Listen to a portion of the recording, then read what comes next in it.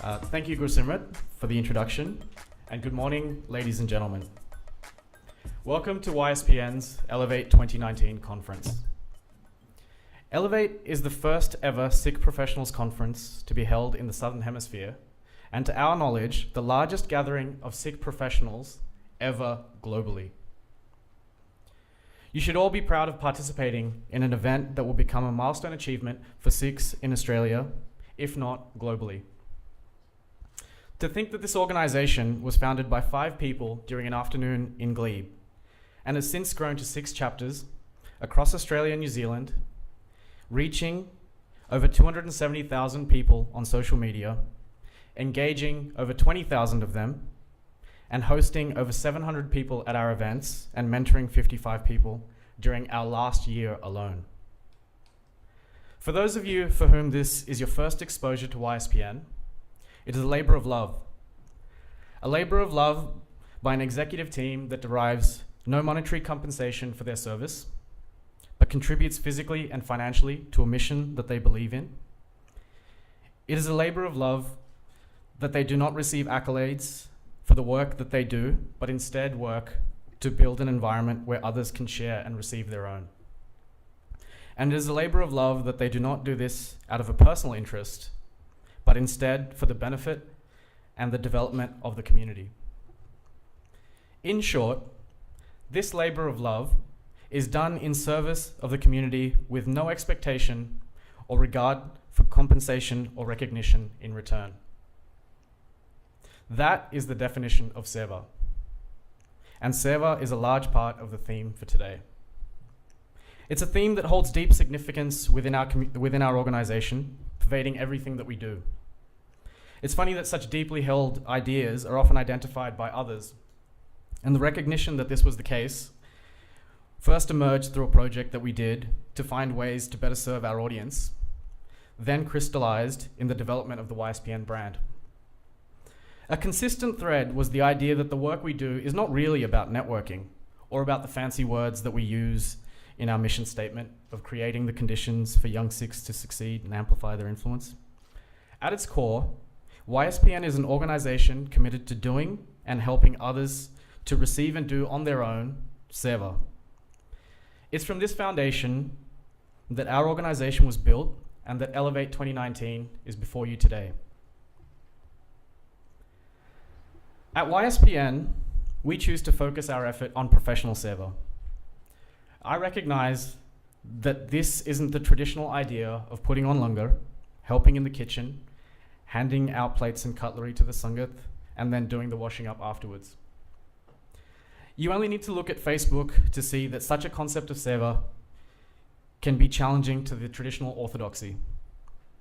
That idea of seva and langar is still deeply important, but why should our concept of seva be restricted to such a narrow interpretation? Why isn't seva a larger ideal, agnostic of context? And if it should be, then how does one interpret and apply it in other parts of their life? After all, our world has changed drastically since the 15th century when these ideas were first articulated by Guru Nanak. And our world has only continued to accelerate in its pace of change. In the last 10 years, we've seen the global tussle between the ideals of progressive liberalism and conservative nationalism in places like Europe, Britain, India, and the United States. Indeed, one need only look at the stark contrast between electing America's first black president with the embrace of progressive liberal ideology, almost as the culmination of progress made since Enlightenment, and then the subsequent rise of conservative nationalist ideology reflected in the election of populist demagogue Donald Trump. But America's not alone in this regard. Britain and Europe have wrangled over Brexit, and the rise of far-right parties winning elections in Greece, Italy, and even Germany have destabilized European politics. And it's not only in politics that we're seeing these changes. The behavior of our leaders has implications for how people go about their daily lives. After all, our leaders often set the tone for what is and isn't acceptable in both speech and behavior. It's to them that we look for guidance, and the message that we're getting from our leaders are often polarized and adversarial. It's therefore no wonder that society itself is reflecting these themes, if, that is, that we're to trust the fake news that's out there. Technology is another important driver of the changes we're seeing across society. During my lifetime, I've seen the development of affordable consumer-level personal computers, the evolution of technologies like GPS, mobile phones, and social media, which come with them the promise of shortening physical distances between people and providing the space for deeper connections. Now, while this idyllic utopian promise of social media was the vision that was articulated, the emerging reality is one that's considerably darker, with questions about the mental health and long-term impacts of these technologies. Research is unfolding and uncovering the pernicious health effects of these purportedly beneficial technologies. And now we're seeing the emergence of a new wave of technologies set to disrupt our economies, businesses, and jobs. For example, artificial intelligence, augmented reality, and big data are already changing the way we work. And some are suggesting that they're even threatening the livelihoods of white-collar workers and broad swaths of society. So these are all trends and changes that we have to grapple with ourselves. And it's within that context that we pose the question, what does SEVA mean in a rapidly changing world? Our panelists and speakers over the course of today will set about answering that question using their backgrounds, experience, and positions as practitioners and experts. We've structured Elevate as our first ever conference to parallel the story and development of the Sikh community in Australia. We start with a discussion of the pattern and story of the waves of Sikh migration, starting in the late 1800s with a movement to regional farming centres on the northern New South Wales coast, and then the more recent wave of professional migration in the 1990s. In this, the panelists will reflect on the development of communities and social capital and talk about the research, media coverage, and personal experiences around this. From here, the conversation will turn to entrepreneurship, or the translation, from here the focus of the day will shift to the next step in migrant community development, which is securing financial foundations through the formation of economic capital. And typically in our community, that's through the pursuit of safe corporate careers in things like financial and professional services, law, medicine, and engineering. I like to call them the Big Five.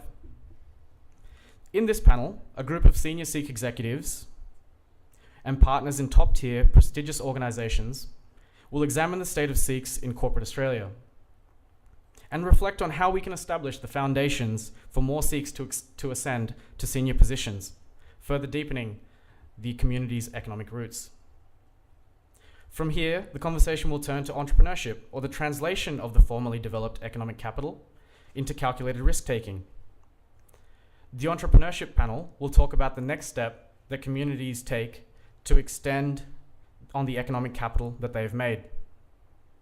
Here, the conversation will look at whether the level of entrepreneurship in our community is at the right level, or how we can foster a deeper interest in the pursuit of entrepreneurship by a diverse group of experienced practitioners spanning both sides of the investor-entrepreneur table. And finally, our conversation will turn to the last step of any aspiring community, the development of influence and political capital, the ultimate transformation on the journey since migration, and the development of social and economic capital. It's here that YSPN takes inspiration from communities in Canada, the United Kingdom, Singapore, and New Zealand. Canada, with 18 Sikh members of parliament and 4 turban Sikhs as cabinet ministers, is the benchmark in terms of Sikh civic representation and the beacon to which all communities in the Sikh diaspora aspire. Likewise, England, with a proud history of Sikh migration itself, with 2 turban Sikhs in the House of Lords and a turban Sikh MP in the House of Commons.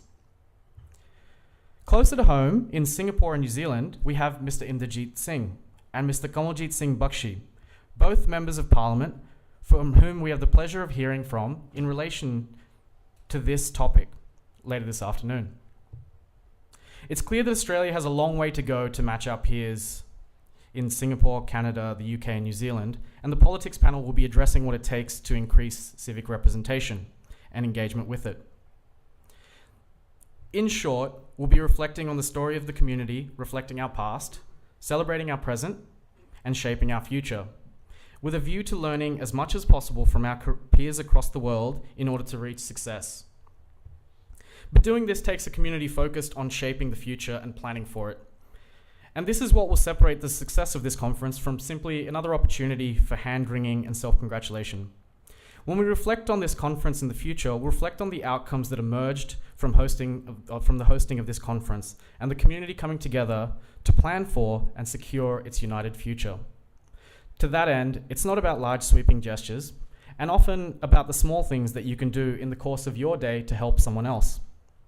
This can mean simply telling someone that you like and respect what they do, or offering an encouraging word to support them, or even offering an ear to listen to during a difficult period. Like for recent migrants who are looking for their first job. Ultimately, that is what Seva is about. And that's how something that can start simply with 5 people in a room can grow to something as big as 160 people traveling from Singapore, New Zealand, and all over Australia, setting aside their Saturday to attend a weekend conference. And all of this would not be possible without the hard work of a team of volunteers from both YSPN and Sikh Youth Australia, collectively, who have a proud history of driving the community forward. And none of this would be possible without the support of every single one of you in this room. And you should be proud of what the community is achieving thanks to all your hard work. Thank you.